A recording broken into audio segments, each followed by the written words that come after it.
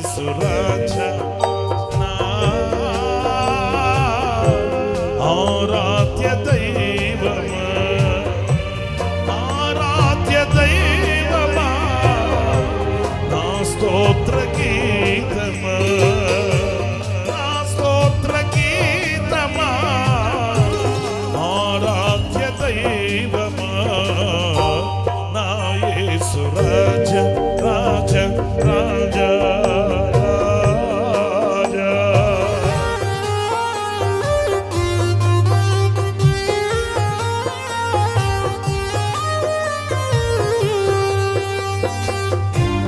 అరణ్య యాత్రలోన నా దాగు చోటు నీవే, నా నీటి ఊట నీవే.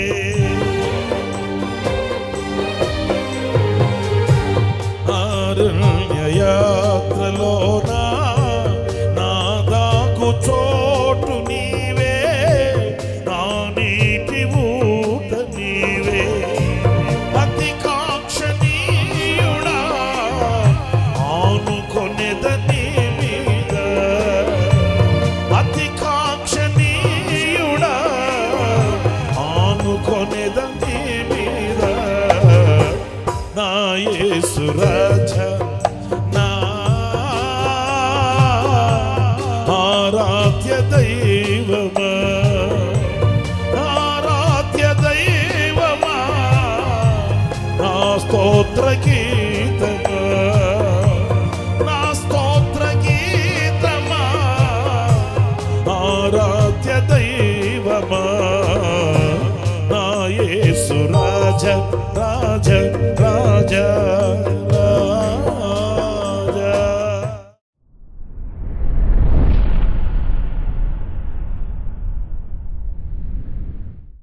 Praise the lord.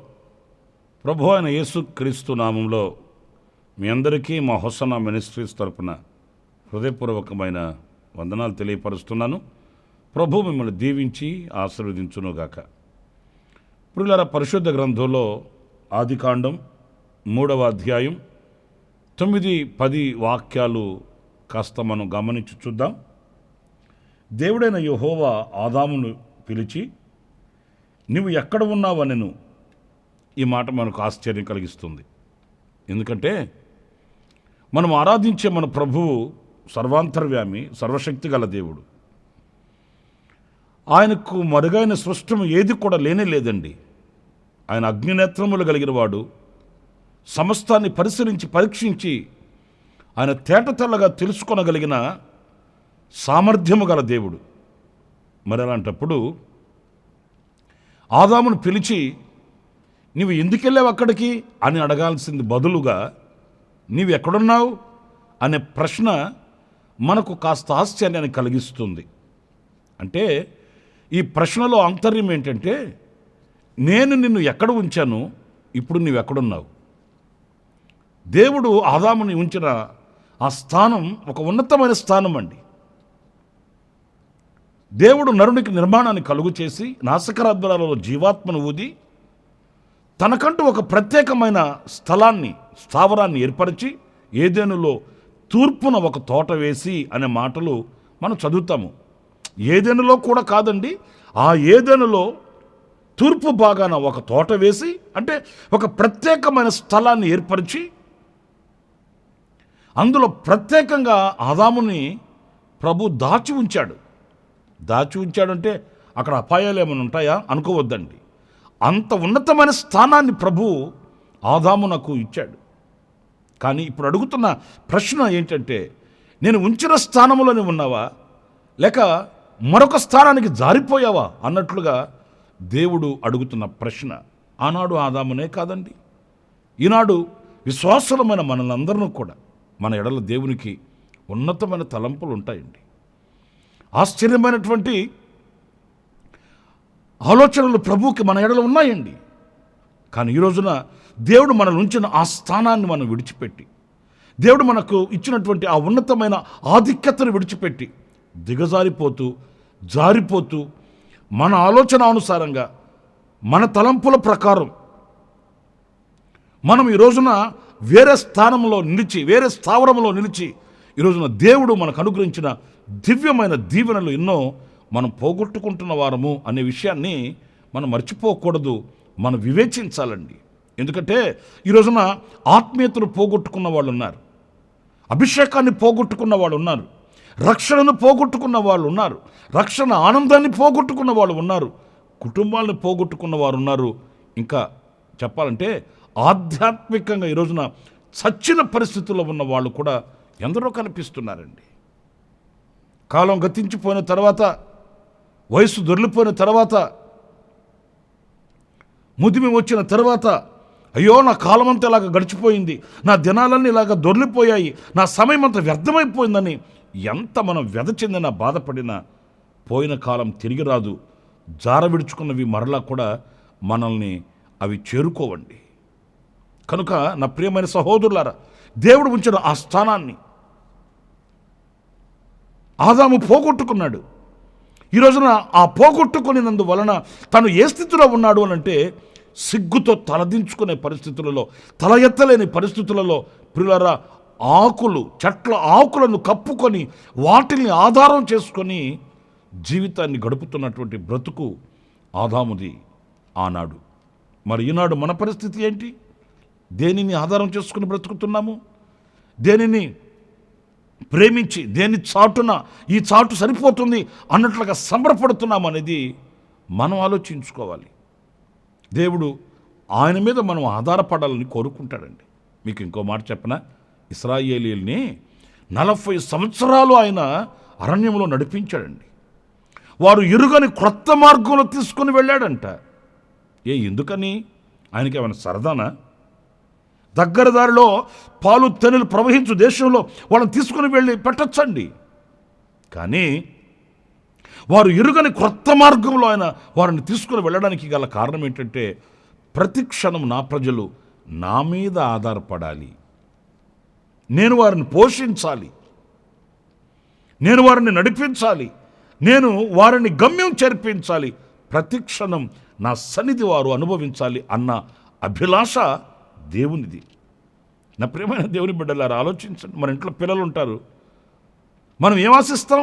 ప్రతిదీ వాళ్ళు మన మీద ఆధారపడి మన దగ్గరకు వచ్చి మన చేతులతో వాళ్ళు పుచ్చుకున్నప్పుడు మనకెంతో ఆనందం అనిపిస్తుంది, మనకెంతో సంతోషం అనిపిస్తుంది. మరి తండ్రి అయిన దేవుని యొక్క ప్రేమ అంతకంటే మిన్నయైనది కదా, అంతకంటే శ్రేష్టమైనది కదా. ఆయన ఏం ఆశిస్తాడు? నా చేతిలో, నా కుడి చేతిలో సుఖములు ఉన్నాయి, నిత్య సుఖమున్నది, ఈ నిత్య సుఖాన్ని నా బిడ్డలకు నేను అనుగ్రహించాలి అని ఆయన ఆశిస్తాడు. కానీ మనమేమో ఆయన చేతికి దూరమై, ఆయన ప్రేమకు దూరమై, ఆయన వాత్సల్యమునకు దూరమై, ఆయన కటాక్షమునకు దూరమై మనం ఏదో ఆధారం చేసుకుంటున్నామండి, దేనినో చాటు చేసుకుంటున్నామండి, దేని చేతనో బ్రతకాలనుకుంటున్నామండి. అందుకే నా ప్రియ సహోదరులారా, ఈ రోజున నిన్ను నువ్వు విమర్శించుకోవడానికి, నిన్ను నువ్వు పరిశీలించుకోవడానికి, నిన్ను నువ్వు పరీక్షించుకోవడానికి ప్రభు ఈ చక్కటి తరుణాన్ని మీకు అనుగ్రహించాడనే విషయాన్ని దేవుని వాక్యాన్ని బట్టి నేను మీకు జ్ఞాపకం చేస్తున్నాను. ఒక్కసారి మీరు మీ స్థితిని, మీ యొక్క గతిని, లేక మీరు ఉన్న స్థానాన్ని మీరు గుర్తించిన వారై ఒక్కసారి ప్రభు వైపు తిరగవలసిన అవసరం ఉందని నేను క్రీస్తు ప్రేమను బట్టి నేను మీకు తెలియపరుస్తూ ఉన్నాను. అంతేకాదండి, మరొక మాట పరిశుద్ధ గ్రంథంలో మనం చదువుతాము. ఒకసారి 10 మంది కుష్ఠరోగులు ప్రభు దగ్గరికి వచ్చారండి. వాళ్ళు ఆయనని ఏమడిగారు? మేము స్వస్థ చిత్తులు కావాలి అని కోరుకున్నారు. ప్రభు వారిని స్వస్థపరిచి ఒక్క మాట, మీరు వెళ్ళి యాజకులకు కనపరుచుకోండి అన్నాడు. ఆశ్చర్యమైన సంగతి ఏంటంటే, వాళ్ళు యాజకుల దగ్గరికి వెళుతున్నప్పుడే వాళ్ళు స్వస్థ చిత్తులైపోయారండి. అయితే ఆశ్చర్యమైన సంగతి, వారిలో ఒక్క వ్యక్తి మరలా తిరిగి వచ్చి ఆయనకు కనపరుచుకొని ఆయనకు కృతజ్ఞతా భావాన్ని వ్యక్తపరిచినప్పుడు ఆయన అడుగుతున్న ప్రశ్న ఏంటో తెలుసండి. చూడండి, లూకాసు వార్త 17వ అధ్యాయం 17-18 వాక్యాలలో, అందుకు యేసు 10 మంది శుద్ధులైరి కారా, ఆ 9 ఎక్కడా? చూశారండి, ఆ 9 మంది ఎక్కడా? అంటే స్వస్థపడింది 10 మంది కదా, మరి ఆ 9 మంది ఎక్కడికి వెళ్ళారు అంటే ఆయన అడుగుతున్న ప్రశ్నలో ఉన్న ఆంతర్యం ఏంటంటే ఆ 9 మందికి కృతజ్ఞత ఎక్కడా? ఒక్కడైనా బాగుపడింది లేదు కదా, 10 మంది బాగుపడ్డారు. మరి ఆ 10 మందిలో ఒక్కనికే కృతజ్ఞత భావం. నేను ఒక మాట అడుగుతాను, ఆ ఒక్కనికే అన్న చోట మనం ఉన్నామా ఈ రోజున? మీరు ఆలోచించండి, ఎన్ని ఉపకారాలు మనం పొందుతున్నామండి. దినదినము ఎన్నో ఉపకారములు పొందుకొని కఠోరమైన ఈ రోజున కసాయి లోకంలో ఈ రోజున కాలు కదపగలుగుతున్నాము అని అంటే కరుణామయుని యొక్క కనికరం కటాక్షం కాదంటారా? మన కనుల ఎదుట ఈ రోజున ప్రవాహం కదా కొట్టకపోయినట్లుగా ప్రజలు ఈ లోకాన్ని విడిచిపెట్టి వెళ్ళిపోతున్నారు. ఒకవైపున యుద్ధాలు, మరొక వైపున వ్యాధులు, మరొక వైపున కష్ట పరిస్థితులు మనిషిని అదో పాతాలను కీడ్చుకుని వెళుతున్న దుర్దినములలో మనం బ్రతుకుతున్నామండి. మరి ఈరోజు బట్టగట్టి బైబిల్ బట్టి బజార్లో తిరుగుతున్నాము, కుటుంబాన్ని సఖ్యంగా మనం చూసుకోగలుగుతున్నాము, ఒకరిని ప్రేమ అనురాగాలతో పలకరించుకోగలుగుతున్నామంటే ఇది ఎవని దానం అండి? మరి కృతజ్ఞత కలిగిన వారమై దేవుని సన్నిధిలో ఆయన ముఖదర్శనం చేయగలుగుతున్నామా? ప్రభువా, నీవు నాకు ఆరోగ్యం ఇచ్చావు, నాకు ఐశ్వర్యమునిచ్చావు, నాకు సమాధానమునిచ్చావు, నాకు సహవాసమునిచ్చావు, నాకు కుటుంబాన్ని ఇచ్చావు, నాకు సమస్తాన్ని సమకూర్చావు నాయన అని విశాలమైన హృదయంతో ఏనాడైనా ప్రభువును స్తుతించగలిగిన మంచి మనసాక్షి మనకున్నదండి? లేదు. తింటున్నాను, తిరుగుతున్నాను, ఊరేగుతున్నాను, ఊరంతా నాదేనని రాయించేసుకున్నాను, రాబోయే తరాలకు కూడా మిగలబెట్టేస్తున్నాను అనుకుంటున్నామే కానీ ఆయన కృపా మహదైశ్వర్యం చొప్పున ఆయన మనకి దినాన్ని అనుగ్రహించాడు. నేను ఆయనకి ఏమి చెల్లించాలి? ప్రియులారా, ఇంకొక మాట నేను మీతో చెప్తాను. ఏమో చెల్లించాలంటే ఏదో ఆయన దగ్గరికి తీసుకుని వెళ్ళి నిలువు దోపిళ్ళు అర్పించాల్సిన అవసరం లేదండి. బలులు అర్పణలు ఆయన కోరుకునేవాడు కాడు. ఆయన అర్పణ కోరుకుంటే ఏం కోరుకుంటాడంటే కృతజ్ఞత కలిగిన హృదయాన్ని కోరుకుంటాడు. అది ప్రాముఖ్యమైనది. కానీ ఈ రోజున ఆ కృతజ్ఞతనే మనం పోగొట్టుకుంటున్నాము. ఇంకా కొంతమంది ఉంటారండి, ఎన్ని మేలులు చేసిన వాళ్ళు ఏమంటారంటే చేశాడులేండి, తృప్తి ఉండదండి. దేవుడు నాకు ఇంత కృపనిచ్చాడు కదా, ఈ కృపకు నేను నమ్మకస్తుడనై కృతజ్ఞత కలిగిన వాడనై ఉంటే కదా నా దేవుడు మరిన్ని ఆశీర్వాదాలు నాకు అనుగ్రహిస్తాడు అనే భావన, అనే ఆలోచన వాళ్ళకు ఉండదండి. ఎప్పుడు చూసినా సణుగులు, గొణుగులు, సంశయాలు. దేవుని వాక్యంలో మనం చదువుతాం, లోకంలో ఉన్నదంతయు నేత్రాశ, శరీరాశ, జీవపు డంబమని ఆ కోవకు చెందిన వ్యక్తులుగా కనిపిస్తారండి. ఎంతసేపటికి ఏమి తినాలి, ఏమి తాగాలి, ఏమి ధరించాలి, కనులకు ఏది ఇంపైనది, సమాజంలో నాకు ఘనత ఎక్కడ, ఇలాంటి వాటిని ఆలోచిస్తారే కానీ జీవమిచ్చిన దాతకి నేను కృతజ్ఞుడనై బ్రతకాలి, ప్రాణమిచ్చిన దాతకి నేను నమస్కరించాలి అనే మంచి విశాలమైన హృదయము వారికి కనబడదు. అందుకే ఆయన అడుగుతున్నాడు, కృతజ్ఞత గలవారు ఎక్కడ? కృతజ్ఞత కలిగి జీవించగలిగిన వారు ఎక్కడున్నారు? అనేక మంది మేలులు పొందారు కదా, అనేక మంది ఉపకారాలు పొందారు కదా, అనేక మంది స్వస్థతను అందారు కదా, వారెక్కడ? పురులారా, మరణ పడకల్లో ఉన్నప్పుడు లేవనెత్తిన వాడు ఆయన కదా. ఒంటరిగా ఇంటి మీద ఒంటిగా ఉన్న పిచ్చుకోవలే కుమురుతూ ఉన్నప్పుడు ఆదరించిన వాడు ఆయన కదా. మరి ఈ రోజున అన్ని మేలులు పొందిన నీవు ఎందుకు కృతజ్ఞుడిపై బ్రతకలేకపోతున్నావు?